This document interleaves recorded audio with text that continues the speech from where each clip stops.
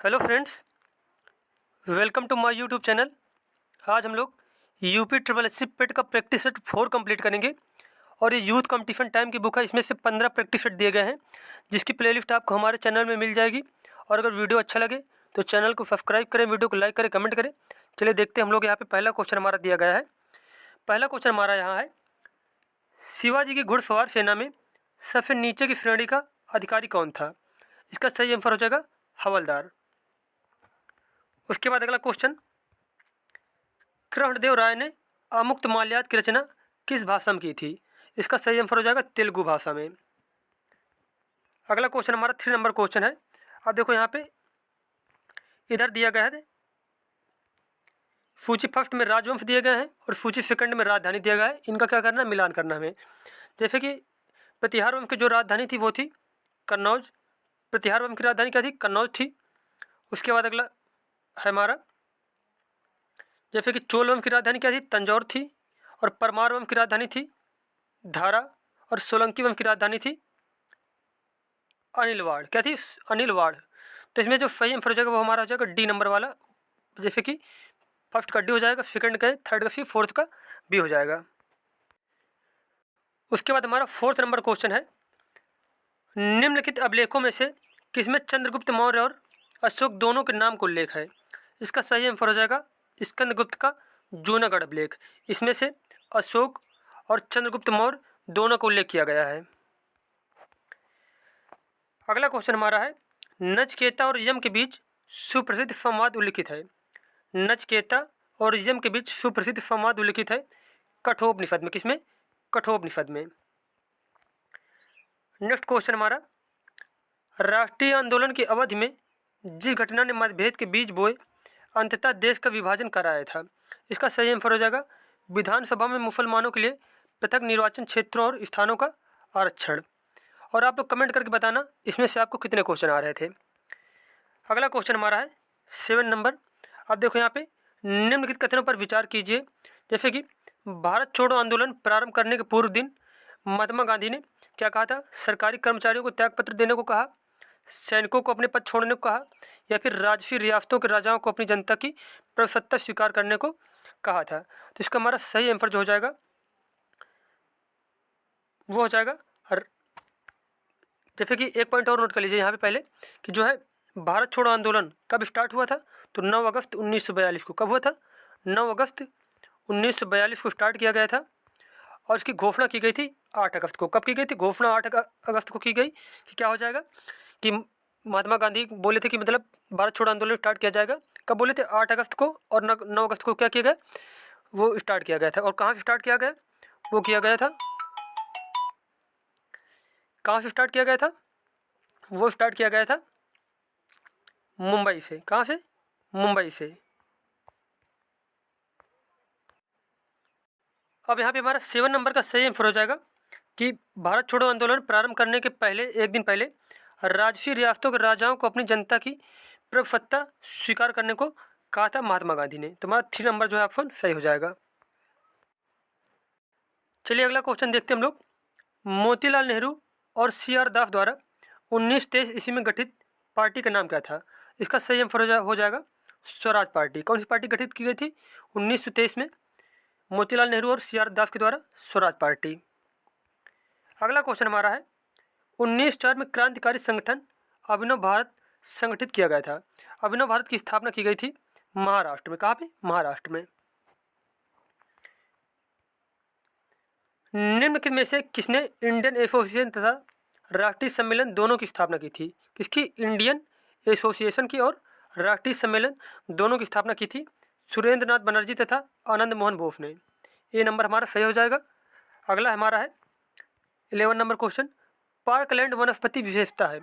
जो पार्कलैंड वनस्पति है वो पाई जाती है कहाँ पे? सवाना घास मैदानों में। ये सवाना कहाँ पाए जाते हैं? ये पाए जाते हैं अफ्रीका में। कहाँ पे? अफ्रीका में। उसके बाद अगला है, भूकंपों की तीव्रता मापी जाती है। किसमें मापी जाती है? रिक्टर पैमाने में मापी जाती है। और जो भूकंप मापने का यंत्र होता है वो होता है सिस्मोग्राफ। ये भी नोट कर लीजिए, क्या होता है? सिस्मोग्राफ होता है। अगला क्वेश्चन हमारा है, अब यहाँ पे देखो दिया गया है एल्यूमिनियम कंपनी और यहाँ पे अवस्थिति मतलब कहाँ पे स्थिति है। जैसे कि यहाँ पे जो बाल्को दिया गया है, बाल्को कहाँ पे हमारी है? बाल्को हमारी है कोरबा में।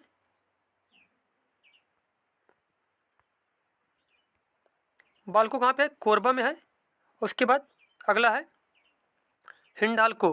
हिंडाल्को कहाँ पे हमारी है? हिंडाल्को है रेणुकूट में। उसके बाद इंडियन एल्यूमिनियम कंपनी, ये हमारी है हीराकुंड में। और नाल्को कहाँ पे है? नाल्को है कोरापुट में। कहाँ पे? कोरापुट में। तो हमारा इसका जो सही आंसर हो जाएगा हमारा बी नंबर आंसर सही हो जाएगा। एक हो जाएगा। सेकंड नंबर एक बार फिर से देखते हैं, जैसे कि जो बाल्को हमारी कहाँ पे है? कोरबा में है। उसके बाद जो हिंडाल्को है ये रेणुकूट में है। उसके बाद नाल्को हमारी जो है ये है हीराकुंड में। और सॉरी यहाँ पे जो ये है पहले, उसके पहले ये है ना इंडियन एल्यूमिनियम कंपनी, ये है हीराकुंड में। और नाल्को जो है वो कहाँ है? कोरापुट में। तो हमारा बी नंबर आंसर जो है सही हो जाएगा।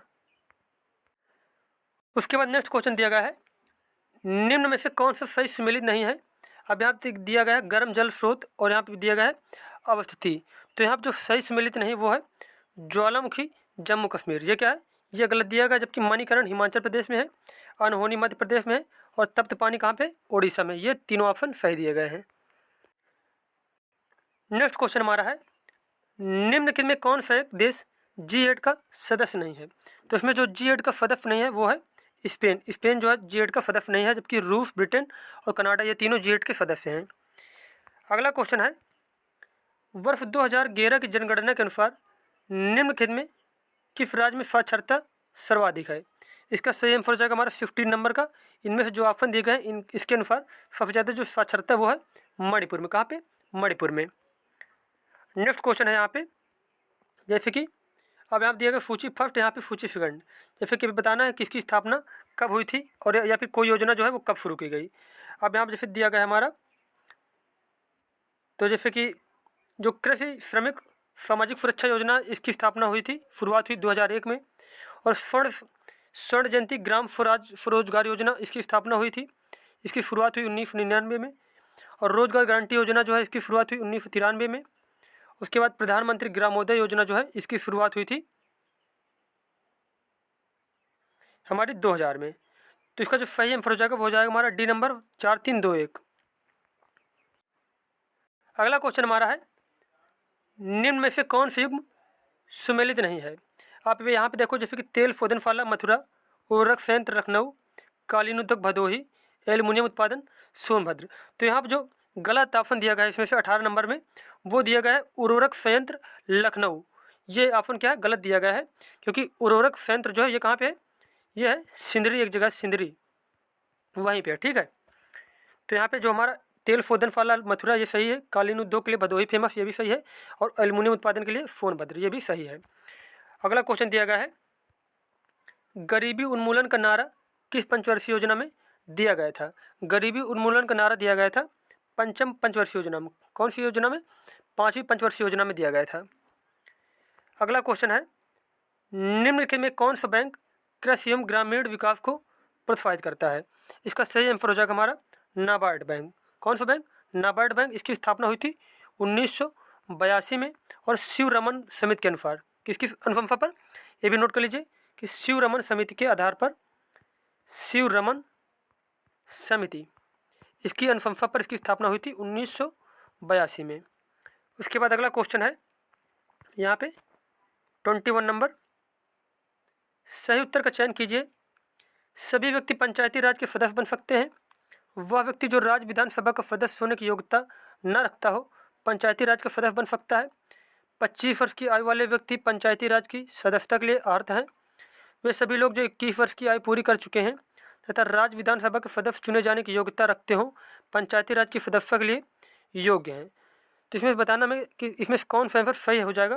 तुम्हारा जो इसमें से सही आंसर है वो डी नंबर वाला हमारा सही हो जाएगा।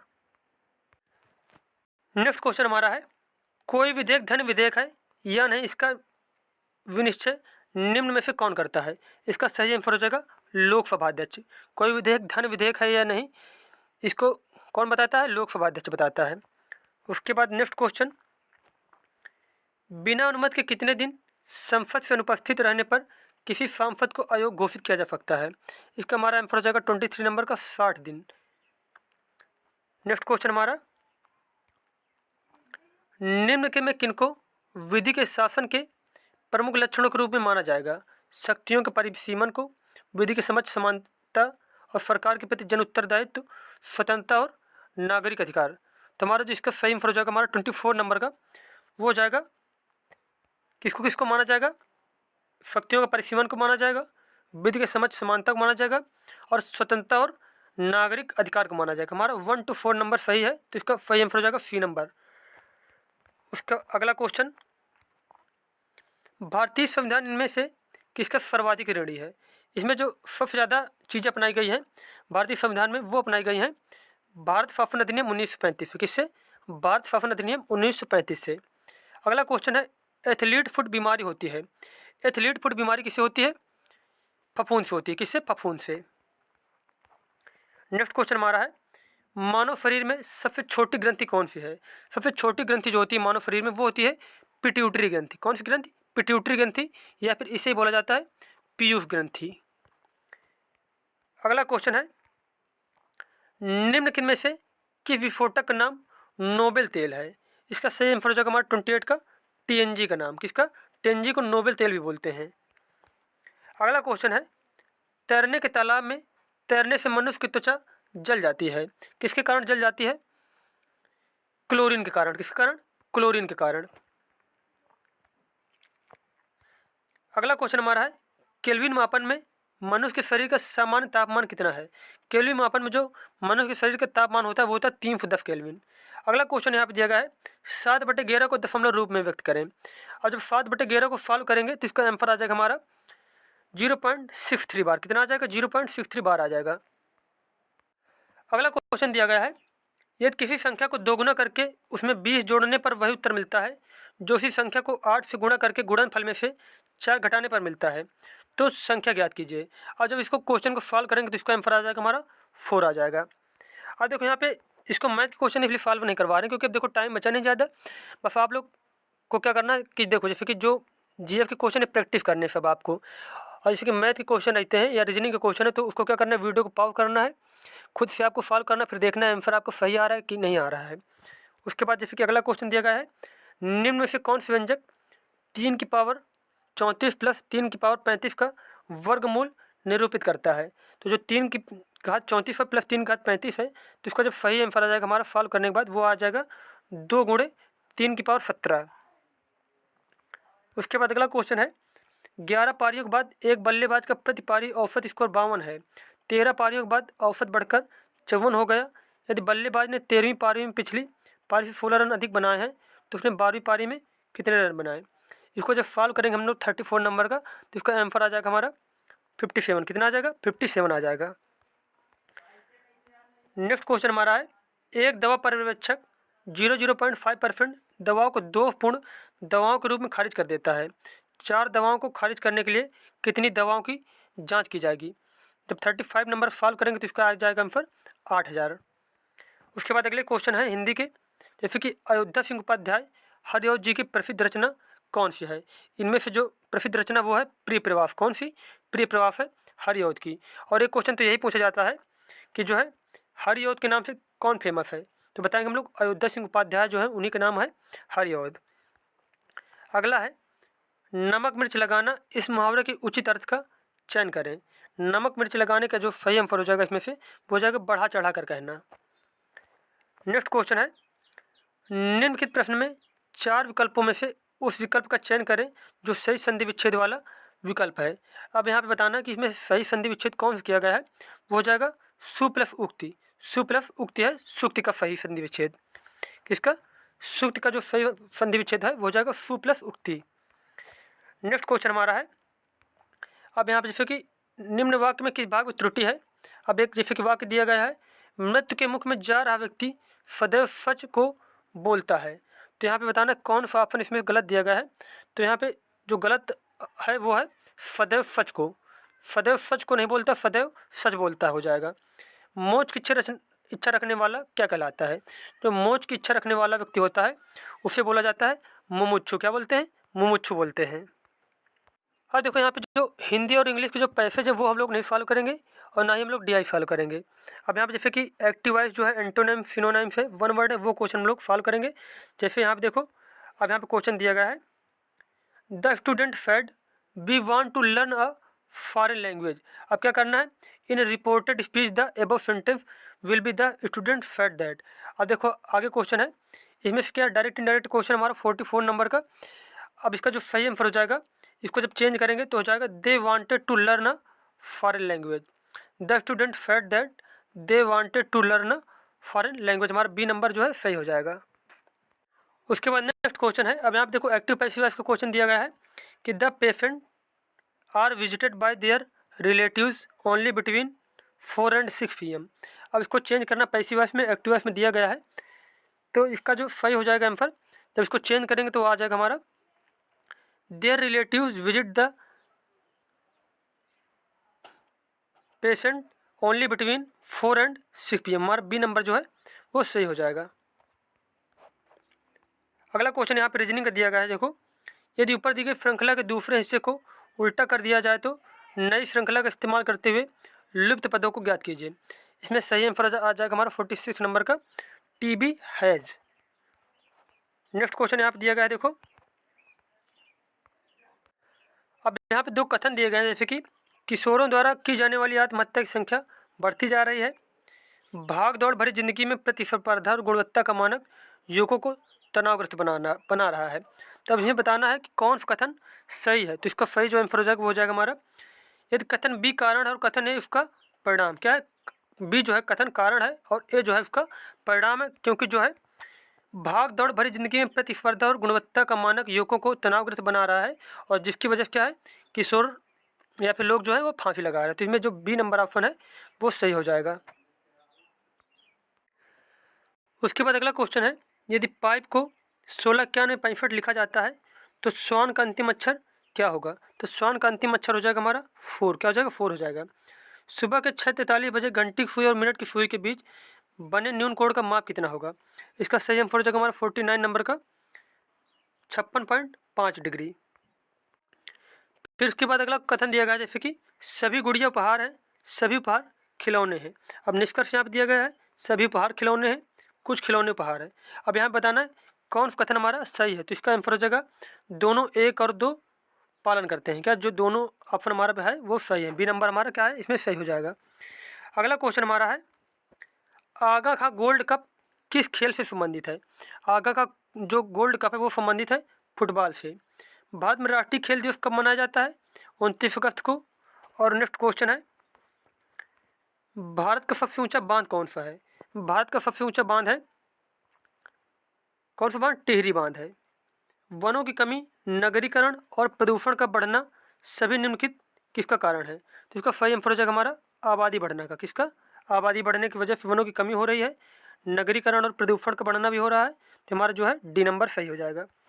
अगला क्वेश्चन हमारा है, अंतर्राष्ट्रीय परमाणु ऊर्जा एजेंसी का मुख्यालय कहाँ पे है। अंतर्राष्ट्रीय परमाणु ऊर्जा जो एजेंसी है उसका मुख्यालय है वियना में। कहाँ पे, वियना में। ये ऑस्ट्रिया की राजधानी किसकी, ऑस्ट्रिया की राजधानी है वियना। अगला क्वेश्चन है, पटाका किस देश की मुद्रा है। पटाका मुद्रा है मकाऊ की। कहाँ की, मकाऊ की। नेक्स्ट क्वेश्चन हमारा है, भारत किसी राज्य के राज्यपाल के पद का आधिकारिक कार्यकाल कितने दिनों का होता है। इसका सही आंसर हो जाएगा हमारा 5 वर्ष का। कितना, 5 वर्ष का। नेक्स्ट क्वेश्चन हमारा है, अब यहाँ जैसे कि देखो, निम्नलिखित में कौन सा युग्म सही नहीं। जैसे कि बड़ा इमामबाड़ा कहाँ पे है, लखनऊ में है। निशात बाग कहाँ, जम्मू कश्मीर। फिरोज शाह कोटला दिल्ली।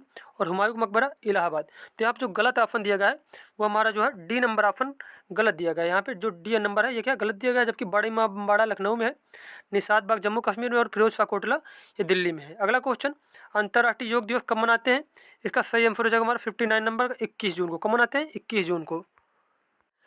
अगला क्वेश्चन हमारा 60 नंबर क्वेश्चन है, मई 2022 में किस महिला को बैंक ऑफ इंग्लैंड की मौद्रिक नीति समिति में शामिल किया गया है। 60 नंबर का हमारा सही आंसर हो जाएगा स्वाति ढींगरा को। इसको, स्वाति ढींगरा को। नेक्स्ट क्वेश्चन हमारा है, भारत की अध्यक्षता में G20 एम्पावर शिखर सम्मेलन का आयोजन किस शहर में किया जा रहा है। इसका आंसर हो जाएगा हमारा गांधीनगर में। कहाँ पे, गांधीनगर में। उसके बाद नेक्स्ट क्वेश्चन है, भारत ने किस देश के साथ कृषि क्षेत्र में सहयोग हेतु समझौता ज्ञापन पर हस्ताक्षर किया है? इसका आंसर हो जाएगा हमारा मोल्दोवा के साथ। किसके साथ? मोल्दोवा के साथ। The path that ends and report किस संस्था ने जारी किया है? ये रिपोर्ट जारी की गई है संयुक्त राष्ट्र कार्यक्रम के द्वारा। किसके द्वारा? संयुक्त राष्ट्र कार्यक्रम के द्वारा। अगला क्वेश्चन है, किस वैश्विक संस्था ने वैश्विक शिक्षा निगरानी रिपोर्ट 2023 जारी किया है? इसका आंसर हो जाएगा यूनेस्को ने। किसने? यूनेस्को ने। अगला क्वेश्चन हमारा है, नाटो शिखर सम्मेलन 2023 का आयोजन कहाँ किया गया है? तो नाटो शिखर सम्मेलन 2023 का आयोजन किया गया है, वह किया गया लिथुआनिया में। कहाँ पे? लिथुआनिया में। उत्तर प्रदेश के किस जिले में प्रदेश का पहला गौ भ्रूण प्रत्यारोपण केंद्र निर्माण किया जाएगा? यह किया जाएगा बरेली में। कहाँ पे? बरेली में। हाल ही में उत्तर प्रदेश के कितने हस्तशिल्प उत्पादों को जीआई टैग प्रदान किया गया है? इसका आंसर हो जाएगा हमारा 7 को। किसको? कितने को? 7 को। नेक्स्ट क्वेश्चन यहाँ पे है, उत्तर प्रदेश सरकार ने किस जिले को मैग्नेट शहर के रूप में विकसित करने का निर्णय लिया है? मैग्नेट शहर के रूप में विकसित करने के लिए निर्णय लिया गया है लखनऊ को। किसको? लखनऊ को। अगला क्वेश्चन है, उत्तर प्रदेश पुलिस ने जघन्य अपराधियों के लिए कौन सा ऑपरेशन शुरू किया है? यह ऑपरेशन शुरू किया गया है ऑपरेशन लंगड़ा। कौन सा? ऑपरेशन लंगड़ा।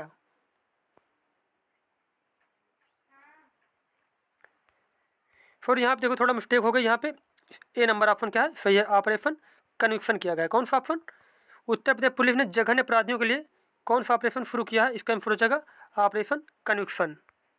उसके बाद अगला क्वेश्चन हमारा है, जून 2023 में मुख्यमंत्री योगी आदित्यनाथ ने प्रधानमंत्री स्वनिधि योजना के 3 वर्ष पूर्ण होने के अवसर पर कहाँ स्वनिधि महोत्सव का शुभारंभ किया है? तो इसका आंसर हो जाएगा हमारा 70 नंबर का गोरखपुर में। कहाँ पे? गोरखपुर में। अब यहाँ पे देखो आगे जो क्वेश्चन दिए गए हैं, जैसे कि ये हिंदी का पैसे दिया गया है, उसके बाद डीआई क्वेश्चन वो हम लोग नहीं सॉल्व करेंगे। मिलते हैं नेक्स्ट वीडियो में। धन्यवाद।